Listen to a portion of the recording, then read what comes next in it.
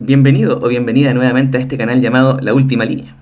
En este capítulo vamos a cerrar el tema de la lógica proposicional y vamos a hablar sobre por qué esta es una disciplina tan importante y tan necesaria para analizar la política y los discursos actuales en general.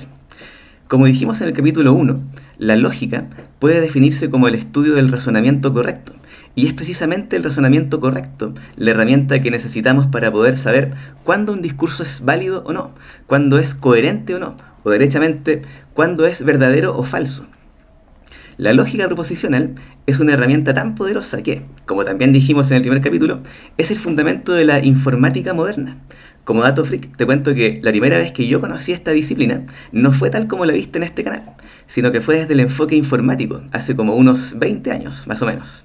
Fue hace como 10 años que lo repasé desde el punto de vista filosófico, que sí es el que viste.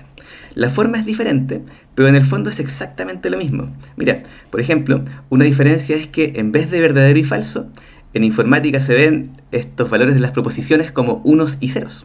Ese es como mi lenguaje nativo, ¿ya? O en vez de conectores, por ejemplo, para mí son funciones o compuertas lógicas. Pero como te digo, la lógica es exactamente la misma.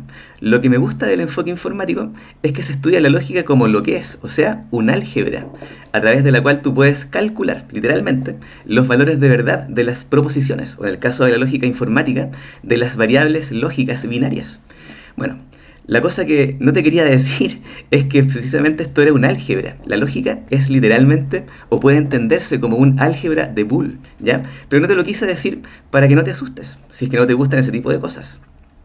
Bueno, parece que me fui un poco por las ramas, así que voy a ir al grano. Lo que te quería decir es que eh, lo que necesitamos es esta herramienta porque desde hace varios años, y cada vez con más fuerza, están apareciendo ideas o discursos que son ilógicos o falaces o simplemente falsos, especialmente en política, y especialmente desde octubre del 2019 aquí en Chile. Lo que me motivó a hacer este canal fue justamente eso, porque me llamó mucho la atención lo recurrente que eran esos discursos.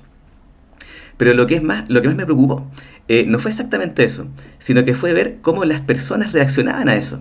Las personas, hasta donde yo vi, estas cosas las creían sin cuestionarlas, ¿ya? Sin aplicar filtros lógicos ni racionales sobre lo que estaban escuchando o leyendo en el caso de las redes sociales. Te cuento también que a mí mismo me tocó debatir muchas veces en redes sociales con personas con las que simplemente no había caso, no había manera de que comprendieran que la posición que estaban defendiendo era falsa o al menos ilógica.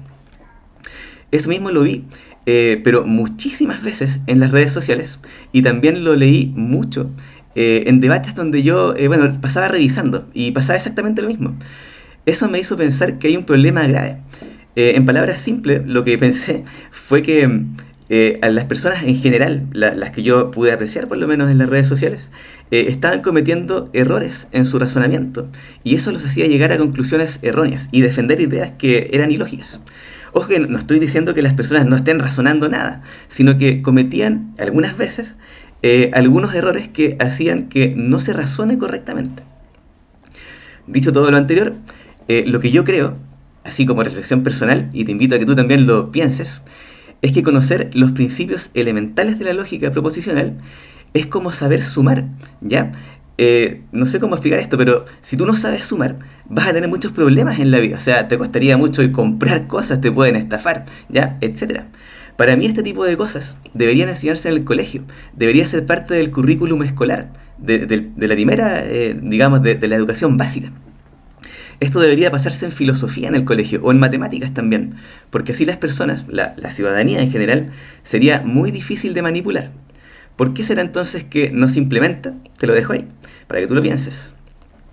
Yo creo que esto debería ser como las tablas de multiplicar, algo que tú uses automáticamente, naturalmente, como un filtro básico, cuando tú escuchas algún tipo de idea o discurso político que sea al menos sospechoso, ¿ya? Pienso yo que esto debería, no es que tú saques la cuenta, que esté así como cada vez que escuchas algo, modus ponens, modus tollens, sino que debería ser más o menos automático, ¿ya? Bueno, para terminar, te comento que además de la lógica proposicional, existe otra herramienta conocida como la lógica informal, que muy en resumen tiene que ver con el uso del lenguaje natural e incluye el estudio de la persuasión, sin todos los tecnicismos, ¿cierto? Y todas las formalidades matemáticas de la lógica proposicional. La lógica informal estudia otro tipo de falacias lógicas que vale la pena revisar, porque también son muy recurrentes.